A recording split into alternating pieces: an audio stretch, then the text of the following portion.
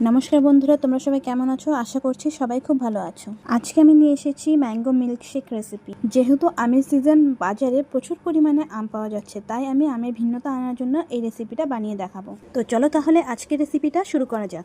প্রথমে আমি কিছু ফ্রেশ আম নিয়ে নিয়েছি। ভালো করে পরিষ্কার জলে ধুয়ে ছুরির সাহায্যে আমগুলো আঠি থেকে আলাদা করে নিই। তারপর আমি একটা মিক্সি জার নিয়ে নিয়েছি, তার মধ্যে দিয়ে দিয়েছি আমগুলো আর দিয়ে দিব আগে থেকে জাল করে রাখা দুধ আর ছোট বাটির এক বাটি চিনি দিয়ে ভালো করে ব্লেন্ড করে নিব। দেখতে পাচ্ছ খুব সুন্দরভাবে ব্লেন্ড হয়ে গিয়েছে। এখন আমি একটা গ্লাসে সার্ভ করব। খুবই হেলদি অ্যান্ড টেস্টি একটা ড্রিঙ্ক। ভালো লাগলে বাড়িতে অবশ্যই ট্রাই করতে পারো। আশা করছি সবারই খুব ভালো লাগবে। টাটা।